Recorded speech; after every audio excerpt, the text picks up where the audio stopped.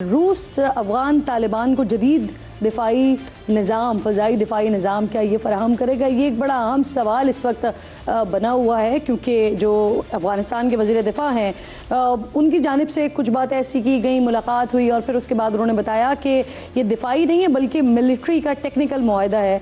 रूस और तालिबान के दरमियान अगर ये मुआहदा हो जाता है तो फिर इसके पाकिस्तान पर क्या असरात होंगे? और रूस दुनिया का वाहिद मुल्क है जिसने 2025 में तालिबान की जो हुकूमत है उसे तस्लीम किया था, तालिबान को तस्लीम किया था। इस पर बात करने के लिए एहसानुल्लाह टीपू साहब माहिर हैं अफ़गान उमूर के, मेरे इंतहाई मोअज़्ज़ज़ मेहमान हैं, प्रोग्राम में मुझे ज्वाइन करें। आपके वक्त की बेहद शुक्रगुजार हूँ सर। ये जो अफ़गानिस्तान और रशिया के दरमियान एक मुआहदा हुआ है जिसके बाद BBC अपनी सोर्सेज का हवाला देते हुए ये रिपोर्ट करा है कि मुल्ला याकूब को इस बात पर आमादा करने में मुल्ला याकूब कामयाब हुए हैं रूस को कि वो उन्हें जदीद दिफाई फ़ज़ाई निज़ाम फराहम करेगा। ये बज़ाहिर जो मुआहदा है ये पाकिस्तान के ख़िलाफ़ लगता है, किस तरह से रीड कर रहे हैं आप इसे? यानी शुरू में ये मुआहदा उसकी जब इतलात आने लगी तो मुझे नहीं, यानी उसमें ये इंडिकेशन नहीं कि ये कोई पाकिस्तान के ख़िलाफ़ हो रहा है, बल्कि जब मुल्ला याकूब काबुल एयरपोर्ट पे वो लैंड उन्होंने किया और वहाँ पे जो मीडिया टॉक्स हुई तो उसमें भी शुरू में उन्होंने कहा कि ये किसी मुल्क के ख़िलाफ़ नहीं है, बल्कि इंटरनल हमारे जो है सिक्योरिटी के हवाले से इशूज़ उनके लिए हमने एक्वायर किया है।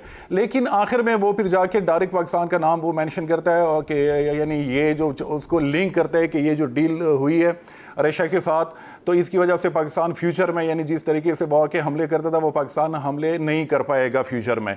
तो ये मेरे ख्याल में यानी मैं इसको एक स्ट्रेटेजिक या डिप्लोमेटिक ब्लंडर समझता हूँ मुल्ला याकूब की जानिब से। अफगानिस्तान में कुछ लोगों से बात हुई तो उनका भी यही था कि वो उन्होंने इस बयान को ज़्यादा यानी वो नहीं किया, बल्कि वो उन्होंने क्रिटिसाइज़ किया कि ये जो यानी किसी मुल्क का नाम नहीं लेना चाहिए था हमारे वज़ीर दिफा को, और इसकी वजह से उन्होंने पाकिस्तान को एक मौका दिया है। हालांकि पाकिस्तान की जानिब से कोई फॉर्मल रिएक्शन हमने नहीं देखा, ना हमारे वज़ारत ख़ारजा की जानिब से ना वज़ारत दिफा की जानिब से ये जो डील हुई है। लेकिन मुल्ला याकूब ने अपनी तरफ से एक मौका पाकिस्तान को फराहम किया कि अब पाकिस्तान यानी फॉर्मली भी अगर इस इशू को वो रेज उन्होंने किया रूस के साथ तो वो कर सकता है, क्योंकि मुल्ला याकूब ने डायरेक्टली एक तरह से पाकिस्तान को थ्रेटन करने की कोशिश की है। तो मेरे ख्याल में कि ये जो मुल्ला याकूब का बयान है ये पाकिस्तान के हक में जाता है। बिल्कुल ठीक है। अच्छा मुझे बताइए कि जिस तरह एक ऐसी हुकूमत जिसे सारी दुनिया दहशतगर्द तस्लीम करती है, वो चाहे ख़वातीन के मामला हो, उनके एजुकेशन के हवाले से हो, दीगर मामला हो, सारी दुनिया समझती है कि एक दहशतगर्द हुकूमत है जो इस वक्त काबिज़ है, जो इस वक्त मुसल्लत है, लेकिन उसी हुकूमत को 2025 में एक वाहिद मुल्क रशिया उसे तस्लीम करता है और फिर उसके बाद इस तरह के मुआहदे हो रहे होते हैं। तो इसकी वजह आपको इसके पीछे क्या लगती है? क्या इसमें भारत का भी कोई किरदार आपको नज़र आता है? हाँ, ये बहुत इंटरेस्टिंग किस्म की डेवलपमेंट है। यानी एक तरफ रशिया जो है उन्होंने फॉर्मली रिकॉग्नाइज़ किया और वाहिदी मुल्क है अफगान तालिबान को, और दूसरी जानिब यानी रशियन जो सीनियर ऑफिशियल्स हैं उनकी जानिब से सबसे जो सख्त यानी मौक़िफ़ आप कह लें या बयानात अफगान तालिबान के हवाले से वो भी उनकी तरफ से आते हैं। अभी रिसेंटली यानी कई मौक़ों पर वहाँ उनके जो सीनियर ऑफिशियल्स हैं रशियन उन्होंने कहा कि अफगानिस्तान में 22 से लेकर 25,000 जो फ़ॉरेन फाइटर्स हैं वो वहाँ पर बेस करते हैं, जो कि पूरे रीजन इंक्लूडिंग रशिया उसके लिए एक थ्रेट है। ISKP के हवाले से उनके सीरियस खदशात हैं। रशियन डिप्लोमेट्स उनसे हमारी जब भी बात होती है तो वो भी यही कहते हैं कि हमने रिकग्निशन तो दी लेकिन हमारे जो कंसर्न्स है वो अभी तक एड्रेस नहीं हो पा रहे। मुझे लग रहा है कि ये जो डिफेंस डील हुई है मॉस्को में उसमें रिटर्न में अफगान तालिबान भी कुछ देंगे रशिया को, खासकर जो ISKP का इशू है।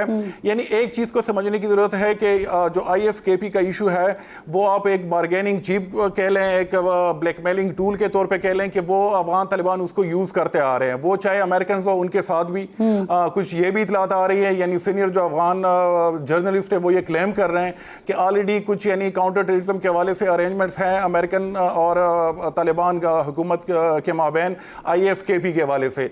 रशिया के साथ भी मेरे ख्याल में इस तरह की अरेंजमेंट्स जो है उस पर काम हो रहा है, और रिटर्न में डेफिनेटली रशिया जो है वो ISKP के हवाले से अफगान तालिबान का जो ताउन है वो यानी चाहेंगे।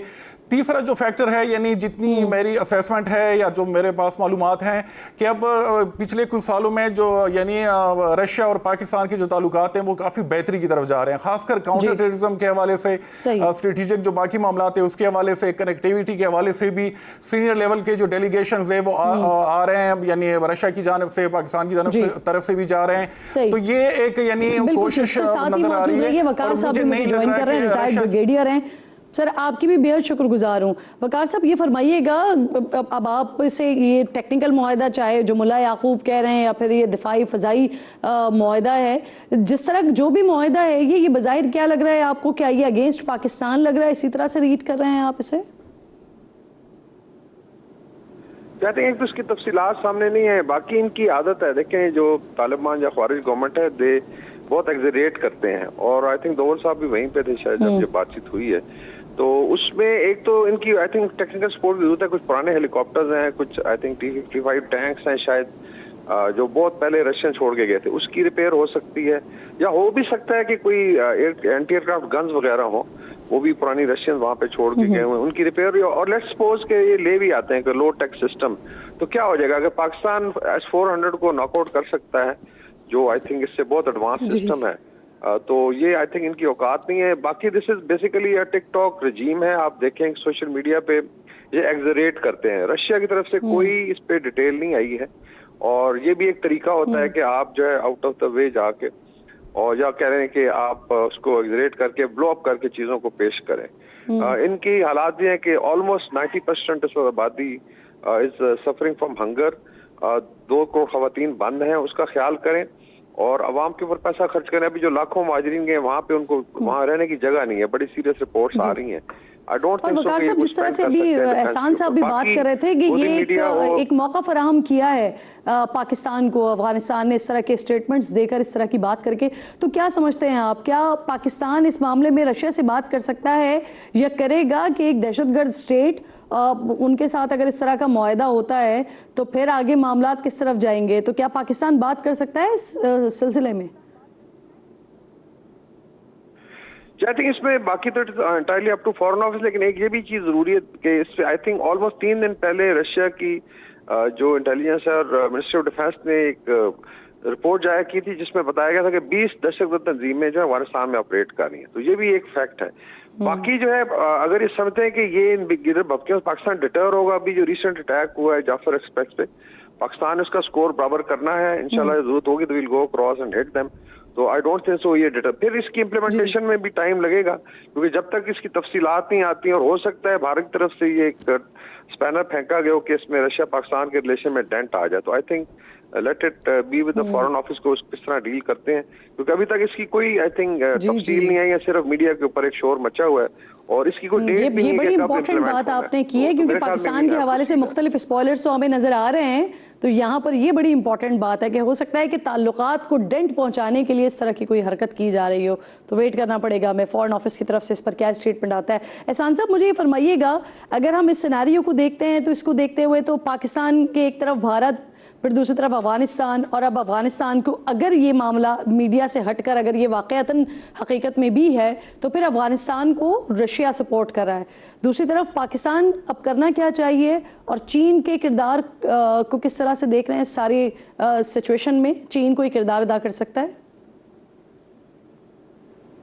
एक तो ये कि ये जो मिसाइल यानी एयर डिफेंस सिस्टम की बात हो रही है, बिल्कुल ये पॉसिबल नहीं है कि रशिया जो वो एडवांस किस्म का कोई एयर डिफेंस जो सिस्टम है वो प्रोवाइड करे अफगान तालिबान को खासकर।